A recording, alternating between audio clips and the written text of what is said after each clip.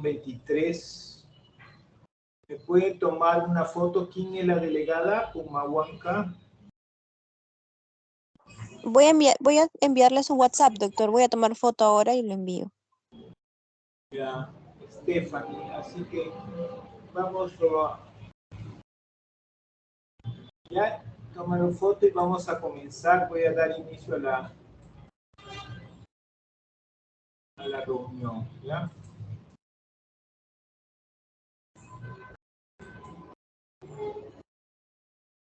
Buen día con todos ustedes. Vamos a iniciar la clase de meningoencefalitis agudo en niños. ¿Cuál es la finalidad o qué competencia pienso que deben conseguir en esta clase? Uno es saber identificar los cuadros de meningoencefalitis agudo, sospechar en los casos, ¿no? Porque es una emergencia médica. Y si no se diagnostica y evoluciona, va a causar mortalidad. Segundo, conocer las diferencias clínicas y epidemiológicas entre las meningoencefalitis bacterianas y virales agudas. Y reconocer los signos y síntomas clínicos para sospechar en un cuadro de meningitis aguda y los procedimientos que se deben seguir para realizar el diagnóstico, donde es fundamental el estudio del líquido cefalorraquídeo.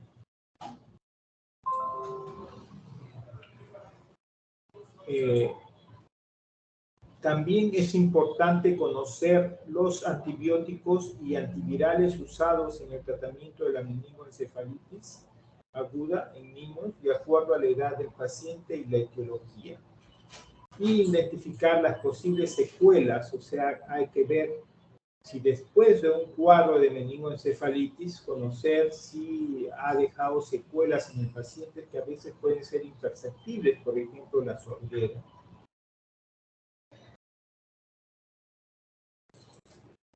Entonces, el temario va a incluir la introducción, la definición, ¿no?, el contenido de la meningitis bacteriana aguda, con su epidemiología, etiología de acuerdo a los grupos de edad y la fisiopatología, aparte de la evaluación clínica y la utilidad para el diagnóstico del líquido cefalorraquídeo, las descripciones de las características de este líquido, los antibióticos y antivirales usados en meningitis aguda y el tratamiento de la meningoencefalitis aguda. También las complicaciones neurológicas, secuelas, también conocer sobre la meningoencefalitis viral, su definición, epidemiología clínica y etiología, la utilidad de la microbiología y el neuroimagen en la meningoencefalitis viral, y el diagnóstico diferencial dentro de lo que es la meningoencefalitis viral, su tratamiento pronóstico y las conclusiones que los diré al final de la clase. Bueno, comenzaremos definiendo que la meningitis aguda se define como un proceso inflamatorio de las leptomeninges encefálicas y medulares. En este caso, las membranas que cubren al cerebro y separan de la cavidad craneana, ¿no?, son tres: la dura madre, que está cerca del cráneo, y la zona subaracnoidea, la membrana subaracnoidea, y la pía madre, ¿no? Entonces, de las dos primeras que están pegadas al encéfalo, van a estar inflamadas en un cuadro de meningitis. Es una emergencia médica, uno tiene que diagnosticar al tiempo para poder evitar las secuelas que pueden ser en algunos casos demasiado limitantes en la persona y en los niños que tengan esta enfermedad. Los virus en este momento son las causas más frecuentes y los gérmenes causales dependen de la edad. A todas las edades no son los mismos gérmenes los que predominan en estas infecciones.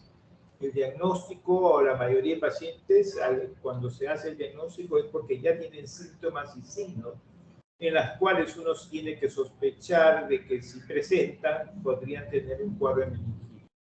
Para el diagnóstico etiológico se necesita la realización de una punción lumbar, y si existe contraindicación para realizar una punción lumbar, debe iniciarse una antibiótico-terapia empírica dependiendo de la microbiología predominante en la zona donde uno está. La antibiótico-terapia y de la edad, por supuesto, del niño, ¿no? La antibiótico-terapia empírica, como decía, depende de la edad y las comorbilidades y características del paciente. Los pacientes terminan siempre con secuelas, pueden ser mínimas o graves, y eso va a depender del tiempo de enfermedad en el cual se demora uno para hacer el diagnóstico o para que los padres traigan a una emergencia a sus hijos, y la etiología del agente infeccioso. Hay algunos que son muy agresivos. Por meningitis vamos a hablar primero sobre la meningitis bacteriana aguda. Es un proceso inflamatorio, como decía, de las leptomeninges encefálicas y medulares, producido, por supuesto, por una bacteria. Vamos a encontrar un líquido cefalorraquídeo turbio, o puede ser purulento. Y esto se va a deber a una intensa pleocitosis, a predominio de polimorfos nucleares.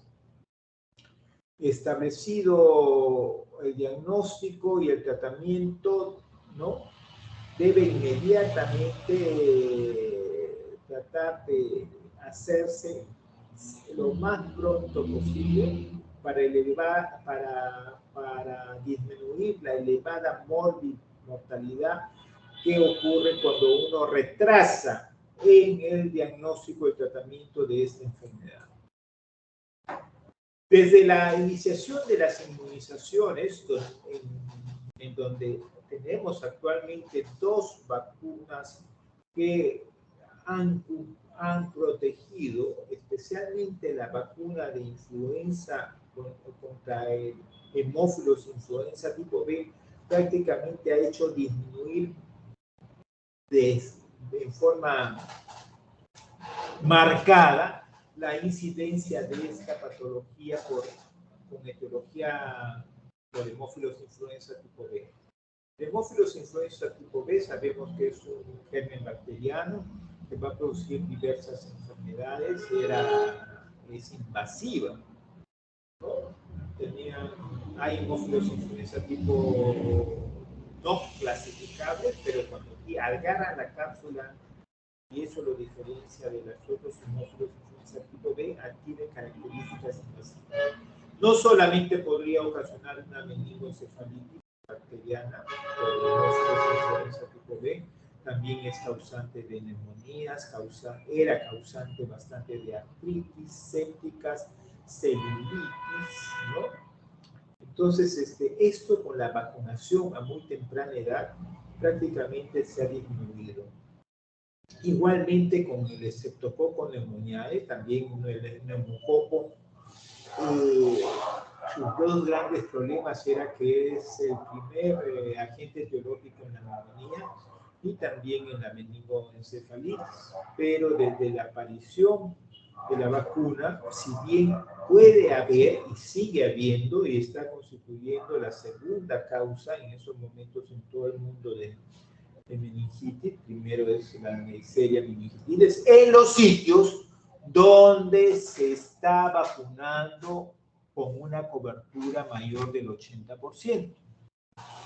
¿No? Entonces, pero el Streptococcus pneumoniae sabemos que la vacuna que se usa en el Perú y en todo el mundo es la vacuna de 13 valente.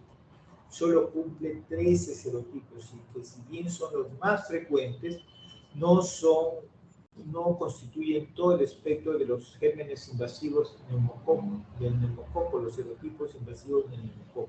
Por lo tanto, puede aparecer cuadros de meningitis bacteriana todavía con neumococo. Y la Neisseria meningitidis, que también hay vacuna, ¿no?, y que debe en poco tiempo desaparecer, pero todavía hay reticencia a usar la vacuna en una forma de programas de inmunización por diversos países. Entonces, actualmente en el Perú es voluntaria la vacunación para Neisseria meningitidis o para el meningococo, como se llama esta vacuna, ¿no?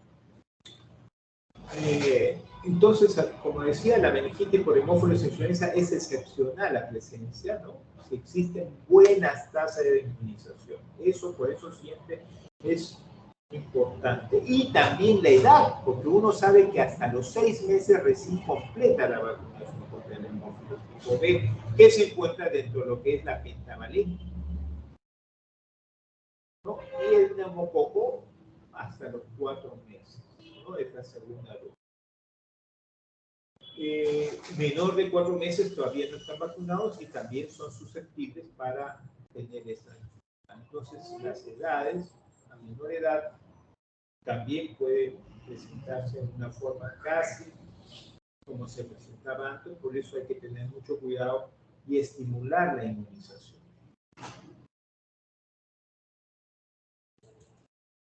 Acá vemos los causantes en este momento de meningitis bacteriana aguda. Tenemos en menores de 1 mes, en los neonatos, el Streptococcus agalactiae y la E. coli son los que constituyen las causas más frecuentes. En 1 a 3 meses es una mezcla de lo que es en los primeros, en la etapa de neonatal, y de lo que sucede en la etapa de los 3 meses. El Streptococcus pneumoniae y la Neisseria meningitis también se presentan. Y después de 3 meses a 3 años está predominado por la Neisseria meningitis, el Streptococcus pneumoniae, dependiendo de países que tengan la mejor cobertura, ¿no? Contra esta, ¿no? Nosotros felizmente en el país tenemos una cobertura para neumococo y para hemófilos influenza tipo B. Todavía en el estado no hay cobertura para Neisseria meningitis. Pero la Neisseria meningitis, si no está vacunado, también eso se produce en los sitios cerrados, donde hay colegios, donde hay internados, en las cárceles. Entonces ahí también, en la etapa de adolescencia también, es frecuente la Neisseria meningitis. Todo comienza con la colonización. Nosotros nacemos y vamos siendo colonizados, ¿no? Por el contacto que tenemos. Entonces en los recién nacidos se va colonizando y en algunos casos se van a colonizar con estos gérmenes que adquieren su capacidad invasiva. Nosotros estamos haciendo bacteriemias, pero quizás en poca cantidad, y nuestro sistema inmunológico lo está deteniendo en la sangre.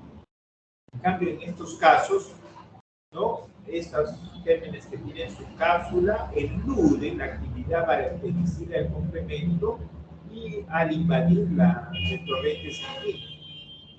Entonces, y también en patologías que cursan con déficit de complemento en el sistema de proteína o haya una disfunción esplénica, va a favorecer la bacteriemia, ¿no? Por disminución de la fagocitosis, y entonces estos gérmenes van a pasar, ¿no? A la sangre y pueden ir a los órganos, ¿no? O sea, va a pasar puede atravesar la barrera hematoencefálica, se va a ir a multiplicarse en el líquido cefalorraquídeo, todo producto por una inadecuada inmunidad humoral. Y ustedes saben que las inmunizaciones lo que ocasiona es un refuerzo de la inmunidad humoral, ¿no? Para proteger, los anticuerpos son los que detienen a estos gérmenes invasivos. Ahora, cuando ya se produce la meningoencefalitis, cuando se muere o se ataca con antibióticos, va a haber la liberación del producto bacteriano y va a dar lugar a un gran proceso inflamatorio. Va a haber una liberación de citoquinas y se inicia la respuesta inflamatoria que también va a dañar más la barrera hematoencefálica. Todo este producto de esta respuesta inflamatoria que ocurre de la muerte bacteriana y la muerte también celular de las neuronas, va a ocasionar un edema cerebral y una elevada presión intracraneal. Con esto va a traer hipoxia, isquemia, lesión cerebral y lesiones vasculares, que son las que van a dar secuelas. Entonces, ¿qué tenemos dentro de la epidemiología? Generalmente tenemos que preguntar si había una exposición reciente a un enfermo de meningitis meningocócica o por hemófilos influenza tipo B. una infección reciente, especialmente respiratoria u óptica, que son el punto de partida de los gérmenes, que son los que pueden adquirir capacidad invasiva, por ejemplo, el neumococo, el Haemophilus influenza tipo B, ¿no? Y el meningococo, también que está colonizando, que puede colonizar las vías aéreas superiores, ¿no? También hay que tener cuidado si hemos ido a zonas endémicas de la enfermedad meningocócica o en zonas de albergues, internados, penales, por ejemplo, ahí se puede desencadenar. Es un riesgo para un niño estar en un penal. Hay madres que están en penales y ahí están con sus hijos. Un traumatismo craneal también penetrante, en la cual se pone comunicación en la parte de la nasofaringe con el cerebro, ¿no? Donde puede haber otorrea o rinorrea del líquido cefalorraquídeo. En los implantes cocleares también, que ahora se están haciendo de rutina para los problemas de sordera neurosensorial. Los defectos anatómicos o neurocirugía reciente, ¿no? Y cuando especialmente colocamos la válvula de derivación ventículo-peritoneal en los casos de hidrocefalia. Todos esos tenemos que preguntar como antecedentes para poder estar pensando que podría estar un paciente que cumple los signos clínicos, ¿no? Como por ejemplo, ¿no? ¿Cómo se va a presentar la clínica de una meningoencefalitis aguda? Puede ser fulminante, especialmente lo vemos en el meningococo con manifestaciones de sepsis cerebral, o en una forma insidiosa, progresiva, como veíamos con el Haemophilus influenza tipo B. La presentación clínica depende de la etiología, el tiempo de evolución, ¿no? En algunos casos, cuando recién está comenzando la meningoencefalitis, vamos a tener que el niño puede estar muy irritable, y puede aparecer uno que otro vómito, pero cuando ya es avanzado, ya va a aparecer los signos de hipertensión intracraniana. Entonces, eso sí van a alterar el estado de la conciencia. Depende de la respuesta del huésped y la edad del paciente también. En menores de 1 año sabemos que tienen su fontanela. Entonces puede haber irritabilidad, vómitos, letargia, apnea, si es a menor edad que tienen una menor edad o una desnutrición severa, ¿no? Ser prematuros, ¿no? Puede haber apnea, hiporexia y confusiones, que es la manifestación más frecuente, pero ya un poco a veces tardía. Y puede haber fiebre y hiporexia. En mayores de 1 año, fiebre, se puede implicar ya de cefalea, fotofobia, vómitos, también la letargia, irritabilidad y también la presencia de convulsiones. El 80% de los pacientes presentan alteraciones del nivel de conciencia, especialmente cuando es con neumococo. Puede haber no solamente convulsiones, puede haber parálisis de pares craneales, semiparesia, alteración pupilar, uni o bilateral, o sea, hay anisocoria, por ejemplo, o sea, uno puede estar con una midriasis y el otro, la pupila puede estar normal. Puede haber signos de decorticación y descerebración cuando ya el estado es avanzado. En 60-80% aparecen los signos meningios y se manifiestan como rigidez de nuca, y también pueden aparecer los signos de Kernick y Brusicki, siendo el Brusicki el más específico, ¿no? Que es la flexión de la cabeza, ¿no? y la flexión de miembros inferiores con dolor, ¿no? Estos signos muchas veces en los lactantes no se puede hacer, pero sí nos ayuda bastante una fontanela anterior abombada. Una característica, aunque todos pueden presentar también el neumococo, el Haemophilus influenza, pero es lo que más se presenta, más característica, la petequias y púrpuras y la Neisseria meningitidis, porque hacen una meningococemia. Y la meningocemia es mortal, pueden llegar a amputaciones, pueden dar artritis séptica, pericarditis. ¿no? Entonces, cuadros severos con la Neisseria meningitidis en corto tiempo, pero así como dan manifestaciones rápidas y uno actúa pronto, también sus secuelas, y uno sospecha rápido y le da el tratamiento porque son muy sensibles a la penicilina, rápidamente se mejoran y no hay problemas, ¿no? Pero si se demora puede ser mortal en corto tiempo. El diagnóstico, ¿no? Tenemos que evaluar en la historia clínica los factores de riesgos, la vacunación, cómo está su esquema de vacunación. Nosotros tenemos que ser en ese sentido muy incisivos en las preguntas de la anamnesis para preguntar a los padres cuánto, en qué fecha lo ha vacunado, si está completamente vacunado para sospechar la presencia de alergias y el uso reciente de antibióticos que pueden alterar el líquido cefalorraquídeo. Puede ser que no nos salga un germen en el cultivo del líquido cefalorraquídeo por uso reciente de antibióticos. Pero también a veces nos encontramos que tenemos que hacer una punción lumbar y esta puede estar contraindicada porque, por ejemplo, no se puede hacer una punción lumbar cuando el compromiso hemodinámico respiratorio, ¿no? Por esta enfermedad está avanzado, necesita, porque en primer lugar pueden estar en máquinas, segundo, un sopor profundo, puede estar con una marcada hipertensión endocraniana, puede haber anisocoria, ya nos está hablando, o signos de enclavamiento, se puede enclavar el paciente si nosotros hacemos así a libre albedrío por una función lumbar, ¿no? Entonces uno tiene que evaluar el compromiso hemodinámico que esté más o menos estable para que pueda soportar, ¿no?, la sacada del líquido cefalorraquídeo a través de la función lumbar y no producir un enclavamiento. O que haya infección cutánea y uno puede llevar la infección en esa zona donde uno va a realizar la función lumbar.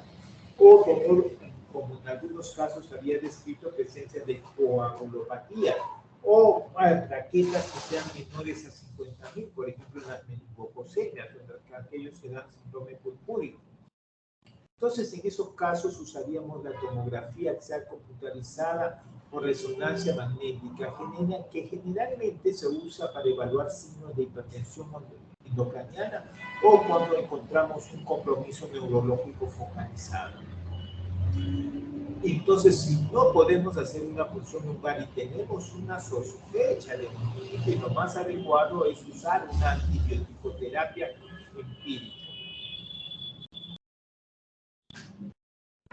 Tenemos acá más o menos el esquema de los 4 etiologías que pueden presentarse en la meningoencefalitis bacteriana: la tuberculosa, que es una meningitis ya no es aguda, sino subaguda; la viral, que es aguda; y la fúngica, ¿no?, que es producida por el Cryptococcus neoforma, que se presenta en pacientes inmunosuprimidos, ¿no?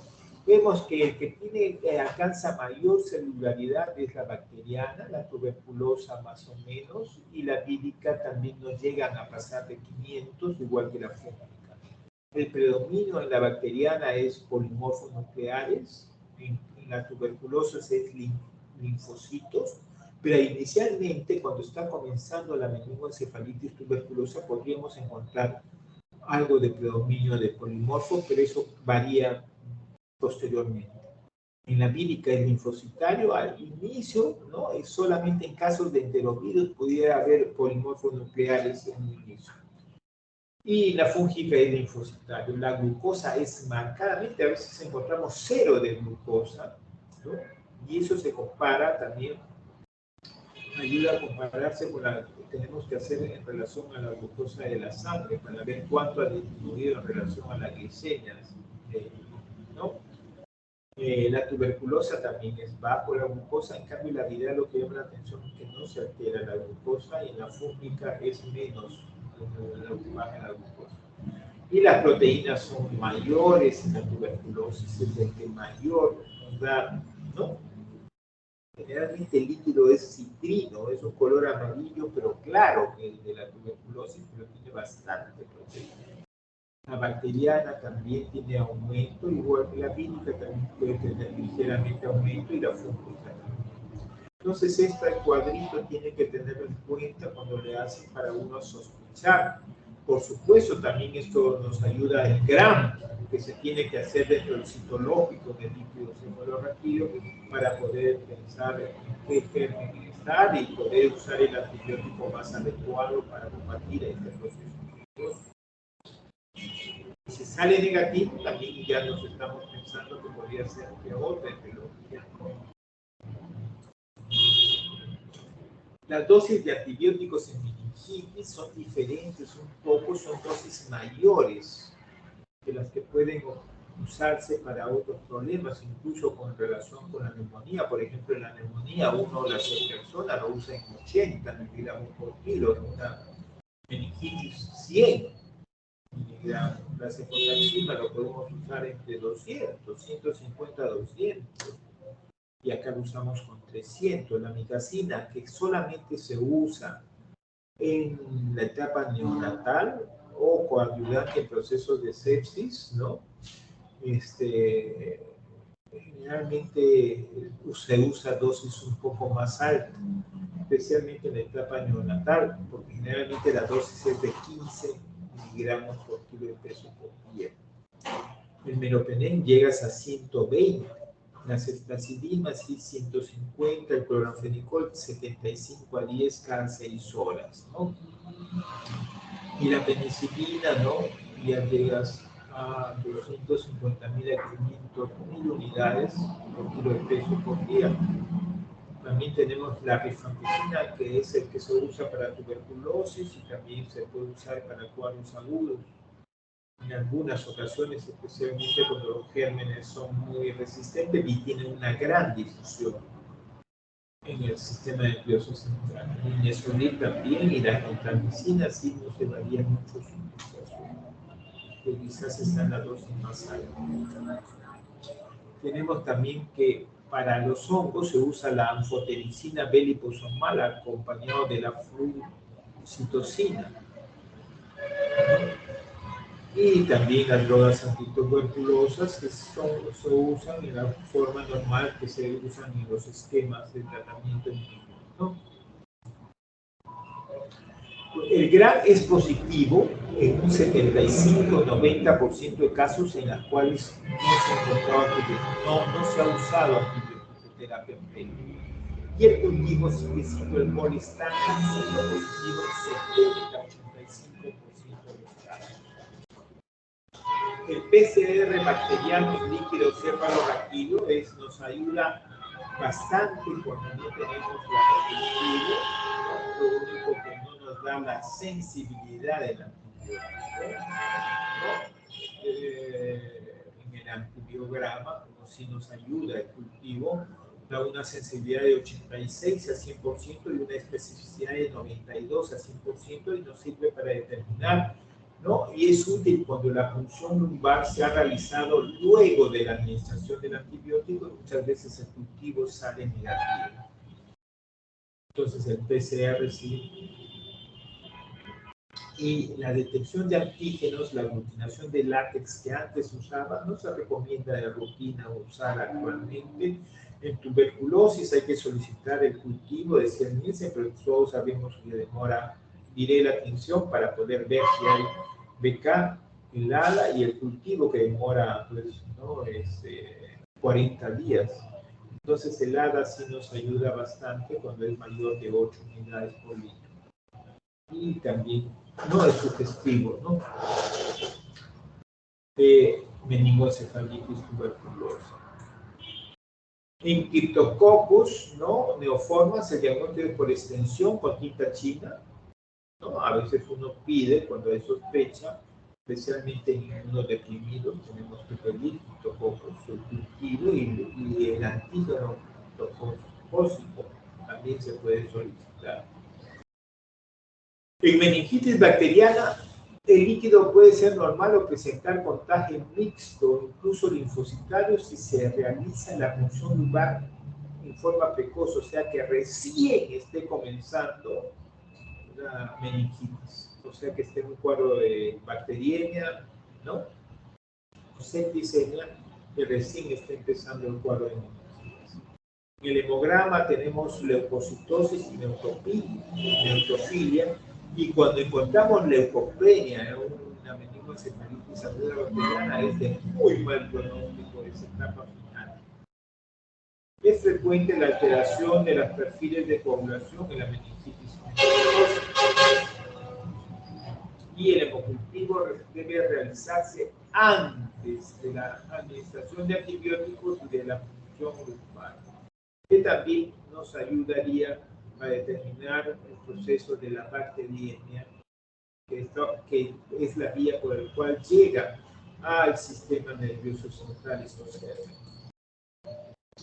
La tomografía axial computarizada craneal debe usarse cuando hay un deterioro neurológico importante o rápido, cuando se sospecha de hipertensión endocraniana, cuando hay un antecedente de hidrocefalia para ver cómo está, o un foco neurológico, cuando hay un foco neurológico, o si ha hecho una neurocirugía reciente o un trauma, haya trauma, ¿no? O un papiledema. Es importante también evaluar, no tanto en los agudos, pero sí en los subagudos, en la presencia de papiledema, ¿no? Un fondo, el examen de fondo de ojo también. La ecografía transcontinental es de ayuda valiosa en lactantes para el seguimiento, pero no para hacer el diagnóstico.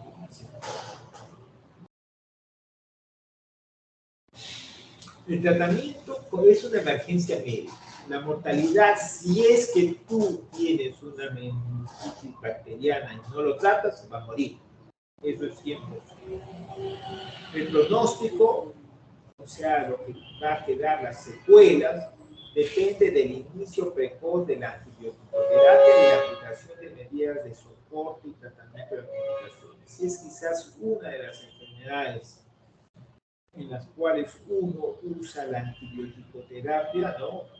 En forma precoz y empírica.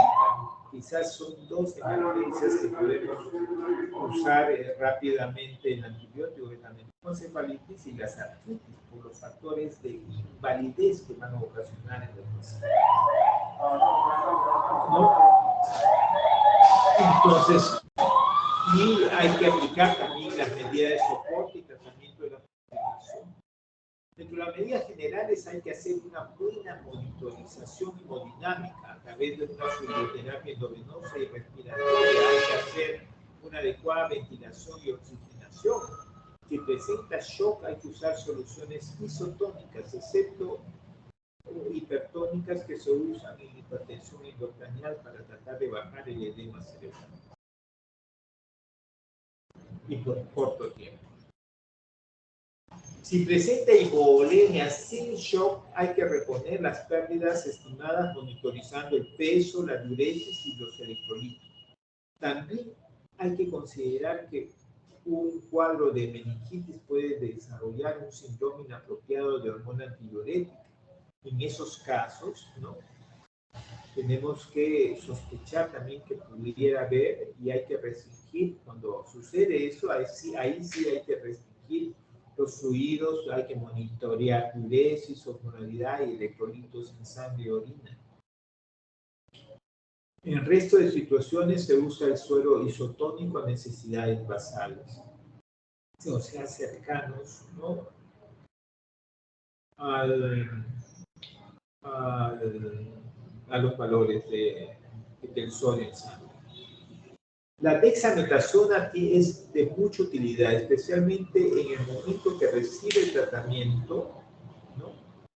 Esto, como decía, van a aparecer la liberación de un componente inflamatorio a través de las citoquinas. Entonces, la dexametasona, a dosis de 0,15 miligramos por kilo por dosis, se puede usar antes, durante o hasta 60 minutos después de la primera dosis de antibiótico. Y se usa por entre 2 a 4 días en 4 dosis. Eso es para aliviar, y lo que va a hacer específicamente es mejorar el edema, ¿no? y el componente inflamatorio.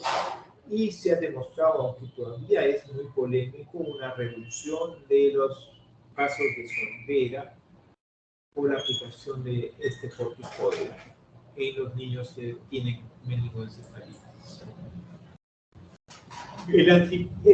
¿Qué requisitos tiene que tener el antibiótico empírico que podríamos usar cuando no tenemos un cultivo?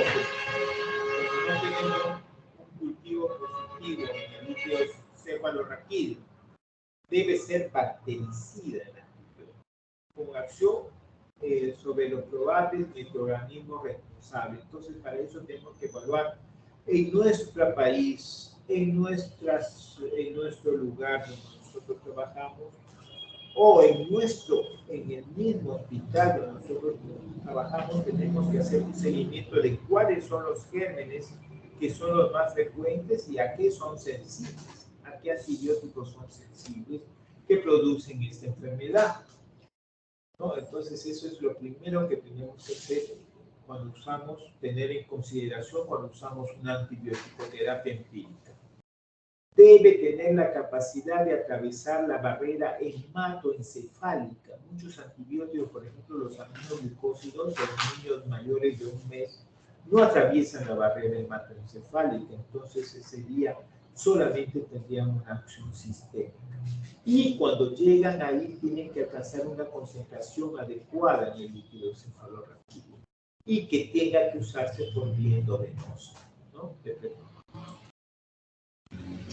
Entonces tenemos edad, bacterias más frecuentes y la antibiótico-terapia empírica. Por ejemplo, en menores de 1 mes, el Streptococcus agalactiae y la Escherichia coli. Entonces, si tenemos que usar una antibiótico-terapia empírica, usamos AMPI más cefotaxima o AMPI más un aminoglicósido, tendríamos que elegir. En 1 a 3 meses, donde es la mezcla con Streptococcus pneumoniae más Neisseria meningitidis, AMPI más cefotaxima o ceftriaxona, porque ya se puede usar después del mes de ceftriaxona, y podríamos en ocasiones utilizar acompañando a la vancomicina. En cambio, mayores de 3 meses ya vemos cefotaximia o ceftriaxona más una vancomicina, podríamos usar. Tenemos también aquellos que tienen inmunosupresión humoral. Acá tenemos los antibióticos. La celular es importante usar la ceftriaxona más ampicilina o una cefotaxima y más una vancomicina, ¿no? También considerar en algunos casos angiotensina B si pensamos un poco. En los casos de neutropenia, ¿no? Ceftazidima más banco, ¿no?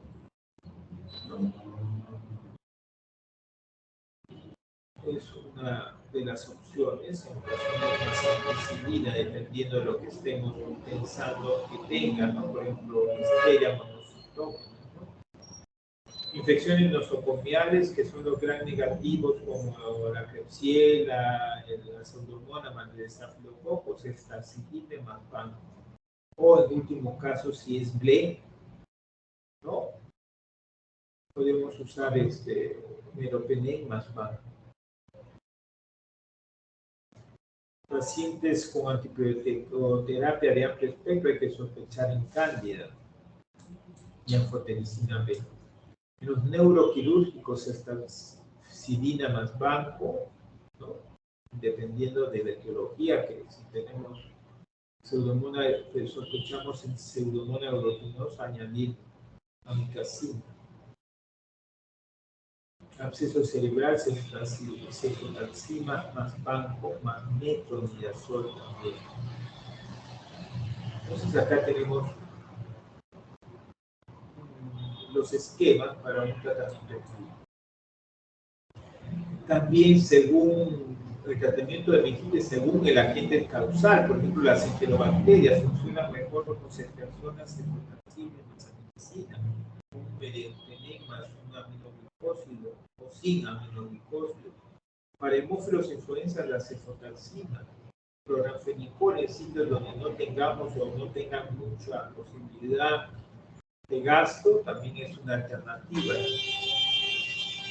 Listeria, ampicilina, magenta. También la duración varía, depende del agente etiológico. Algunos son 10 a 14 días, otros son 21 días mínimo. Especialmente cuando son definidos. Por ejemplo, acá en la Neisseria meningitide, la penicilina G todavía tiene una acción importante. También se puede usar cefotaxima en persona.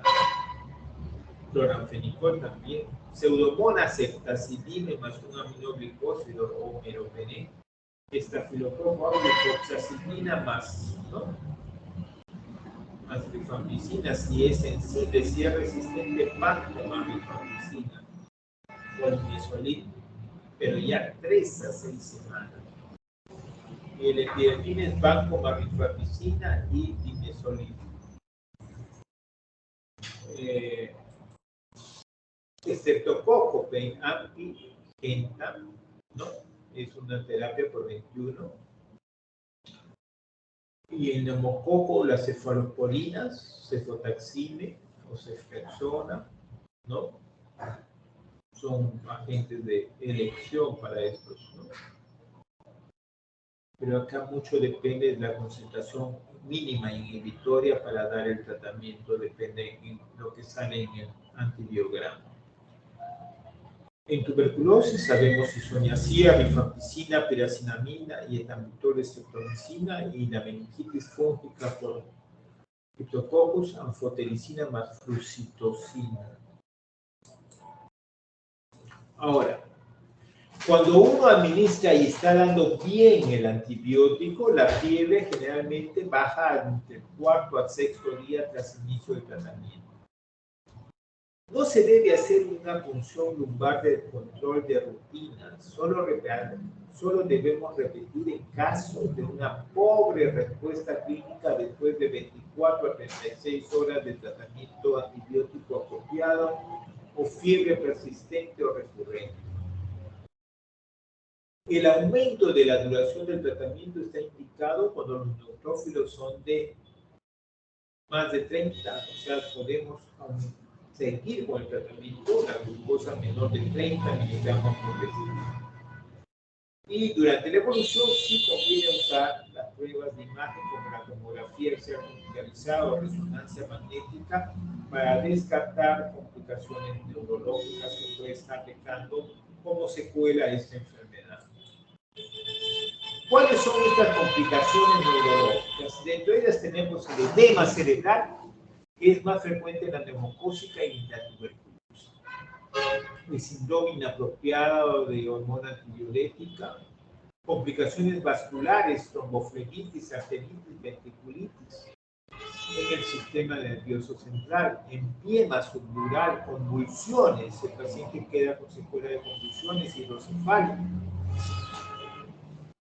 Y a veces pueden estar bien, no tener limitación motora, pero pueden tener una pérdida de audición que puede ser transitoria o permanente, dependiendo del daño del octavo par craneal, la cóclea o el laberinto, por invasión directa puede ser o por respuesta inflamatoria. También puede haber parálisis de nervios craneales, el sexto par craneal es más frecuente, déficits motores. Puede haber discapacidad intelectual y problemas de comportamiento futuro, mielitis transversa, abscesos cerebrales, aneurismas de vasos y déficits visuales. El pronóstico, la mortalidad general en la edad pediátrica con una meningoencefalitis actualmente es de 4 a 7%. En menores de 2 años se acentúa más a 11%. El meningococo tiene una mortalidad de 2 a 7.5%, pero como les digo, si es como da los síntomas muy rápido, pues se puede tratar rápidamente y muy agresivo es, y podemos que no deje secuelas, pero en veces cuando son muy asolapados estos cuadros, son muy insidiosos, entonces va a traer mayor secuelas neurológicas, por ejemplo, como la poco, tiene 10 a 20% de secuelas y la mortalidad es de 7 a 15%. Hemófilos influenza tiene una mortalidad de 3.8 a 5% cuando aparece el cuadro. Secuelas neurológicas del 10 a 20%, era uno de los más insidiosos porque muchas veces eran producidos secundarios a cuadros de otomastoiditis o otoartritis en niños muy pequeños y otomastoiditis en niños grandes. Entonces esto a veces se confundía los cuadros de irritabilidad con los procesos de otitis. En la tuberculosis la mortalidad es 15% y secuelas neurológicas 40-50% porque es muy difícil de diagnosticar, hay que sospechar. Por eso, porque es una etiología subaguda, ya cuando se descubre la tuberculosis, ya a veces es muy tarde con respecto a las secuelas neurológicas y demás. Entonces, ¿qué tenemos que hacer ante una sospecha de meningitis bacteriana? Asegurar una buena ventilación y oxigenación, si es necesario administrar oxígeno dependiendo de su saturación, un buen monitoreo cardiorrespiratorio y una vía endovenosa. Estos pacientes pueden enclavarse súbitamente, necesita una guía, no se puede dar un tratamiento por vía oral. Hay que hacer un hemocultivo, un hemograma, una bioquímica, electrolitos es importante y hemos visto que puede dar síndrome inapropiado de hormona antidiurética, problemas de coagulación también, especialmente en el meningococo, ¿no? Electrolitos séricos, creatinina, glucosa, oximetría, hay que corregir hipoglucemia, acidosis y coagulación. También en caso de que haya contraindicación para una punción lumbar, ¿no? Entonces, hay que usar una dexametasona e iniciar tratamiento antibiótico empírico. Y tenemos que evaluar si usamos la tomografía axial computarizada y la resonancia magnética craneal, ¿no? Si no hay contraindicación, hay que hacer una punción lumbar y se inicia su tratamiento empírico hasta el resultado del cultivo del líquido cefalorraquídeo y la dexametasona. Ahora vamos a hablar sobre la meningoencefalitis viral. Los virus, entendemos, en estos momentos constituyen la causa más frecuente de las infecciones del sistema nervioso central. Puede ser manifestarse como meningitis, como menencefalitis o meningoencefalitis. Puede producir los virus esta meningoencefalitis por infección directa, ¿no? Y replicación en el sistema nervioso central o a veces a través de procesos mediados por mecanismos inflamatorios. La incidencia estimada de encefalitis es de entre 1.5 y 7 casos por cada 100.000 habitantes al año y es más frecuente en menores de 1 año y entre 5 a 10 años. La transmisión puede producirse por contacto directo, fecal, oral, picadura de insectos y otros sitios de las garrapatas, dependiendo de la enfermedad que sea frecuente en esas zonas. Tras un periodo de incubación van a alcanzar al sistema nervioso central que produce fiebre, cefalea, vómito, rigidez de nuca y fotofobia. En la encefalitis existe disfunción neurológica. Por ejemplo, letargia, alteración de personalidad, convulsiones, disartria, ataxia, en función del agente viral, ¿no? Entonces, la manifestación más clásica de toda la encefalitis es la alteración, puede presentarse como una alteración de la personalidad, también ser agresivo, ¿no? Hablar incoherencias, convulsiones y también tendencia a la somnolencia o salir del soporte. O formas graves o crónicas de enfermedad dependen del huésped, como la edad, la presencia de trastorno del sistema inmunitario, ¿no? Estas formas graves, ¿no? Dependen del huésped, como decía, y la presencia y trastorno del sistema inmunitario. En niños mayores de 5 años y adolescentes puede haber síntomas psiquiátricos expresarse. la habilidad emocional, antes estoy equivocado, y alteraciones de los movimientos, ataxia y estupor. Y puede llegar en algunos casos graves a estatus convulsivo o síndrome, ¿no?, inapropiado de hormona antidiurética. ¿Quién es la causa principal? Son los enterovirus. Los enterovirus son la principal causa de meningitis y encefalitis. ¿Quiénes forman los enterovirus? El virus del polio, el virus Coxsackie, el virus Zika. Generalmente el polio con la vacunación casi no tenemos, no hay. Y eran los Coxsackie, hay que tener en cuenta, ¿no? Muchas veces estos cuadros están en relación a esos cuadros de angina que aparecen, y estos también síndrome en mano, boca, pies. Entonces, es una complicación un poco rara, pero grave de esos problemas. Ahora se están presentando mucho en los cuadros ambulatorios de consulta. Pero también lo pueden presentar los virus de la familia herpes, por ejemplo, varicela, zoster, por ejemplo, puede dar también estos cuadros. El herpes también puede dar estos cuadros de meningitis, ¿no? Meningoencefalitis viral. También, aparte, los paraecovirus, los virus respiratorios, los arbovirus, en zonas endémicas, donde decía, pues, garrapatas que haya, no pueden dar. Pueden causar esta meningoencefalitis. Ahora, dentro de los enterovirus, el A71 es el virus más neuropatogénico, el que más va a producir encefalitis.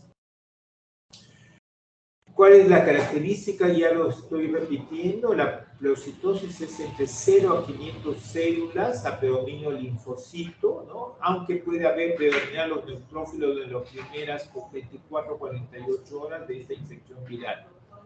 O infecciones como en herpes simple, ¿no? O el virus del Nilo del Este, ¿no? Pero el herpes simple puede haber infecciones que también, en las cuales puede predominar el neutrófilo, ¿no? Cuando encontramos un líquido cefalorraquídeo o con sangre, no necesariamente tiene que ser por un trauma o una hemorragia subarachnoidea, una rotura de aneurisma, ¿no?, o maltrato infantil, sino también hay que pensar en una encefalitis hemorrágica que le da el virus del herpes simple.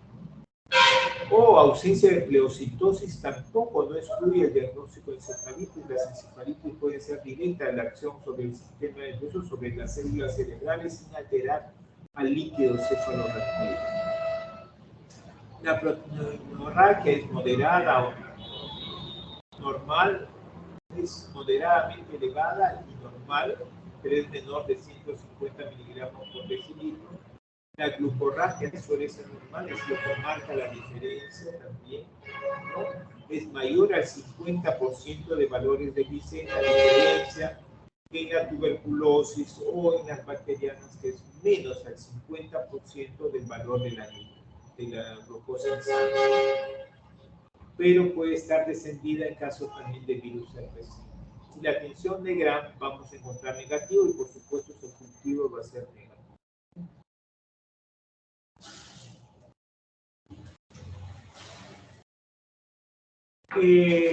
Para identificar al patógeno viral, ¿no?, en tejidos, se pueden tomar el aspirado nasofaríngeo, y en heces también se puede hacer cultivo, o PCR también, especialmente el enterovirus 71.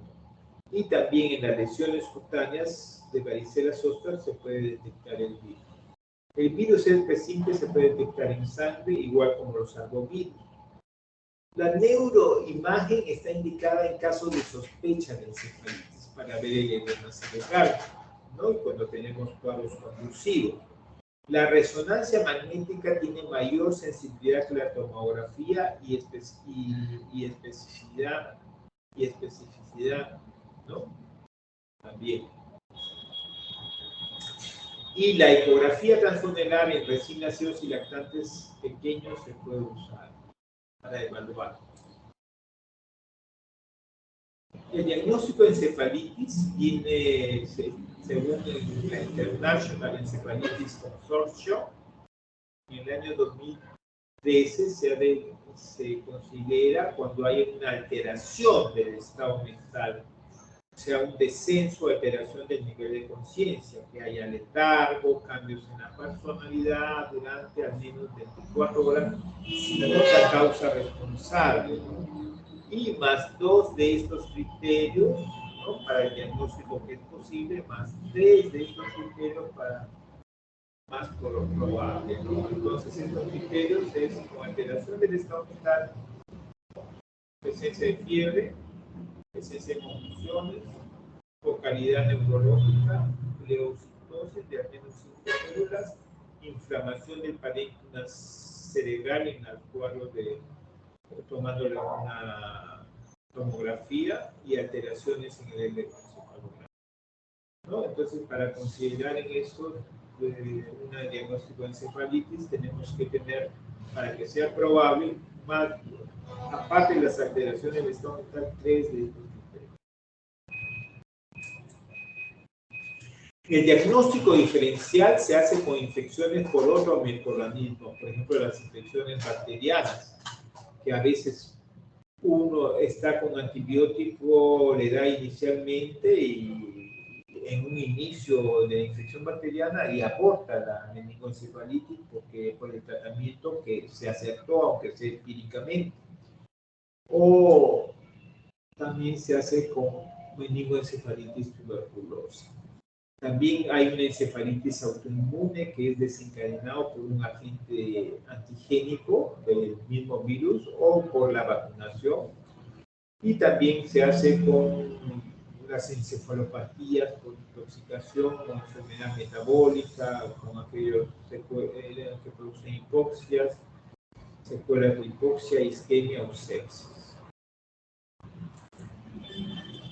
El tratamiento es una emergencia.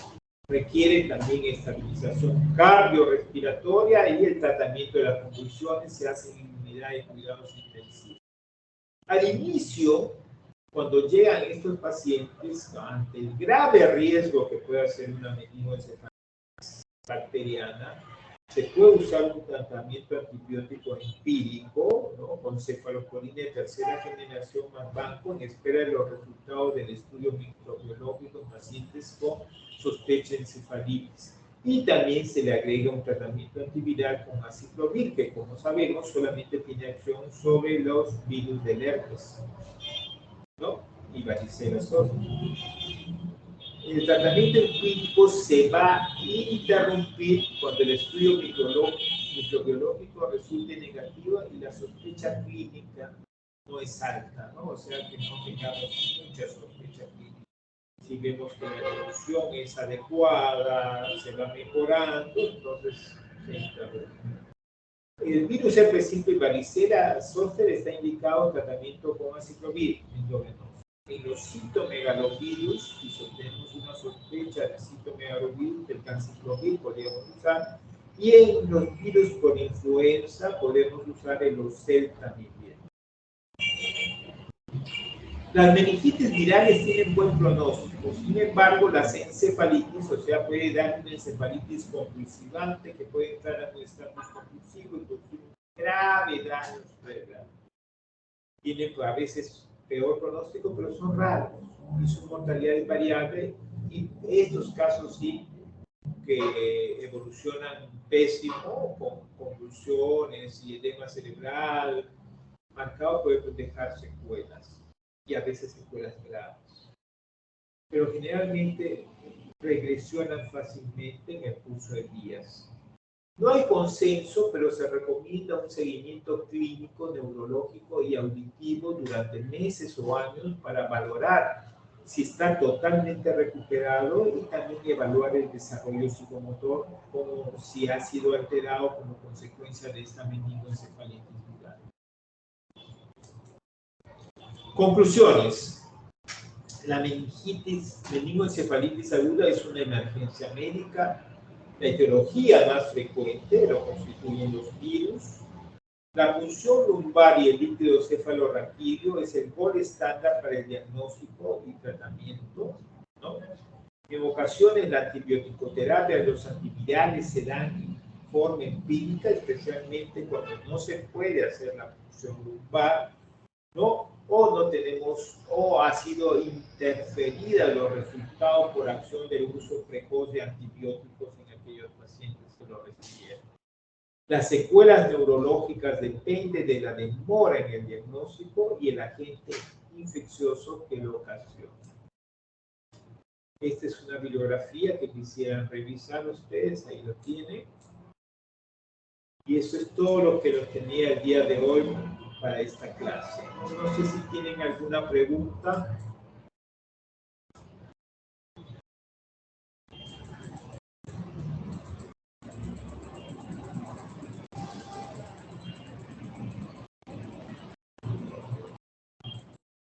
Bueno, si no hay preguntas, me tomas, Elizabeth, para la foto de final, ¿no? Ahora solo están 26, han faltado bastantes, ¿no? Sí,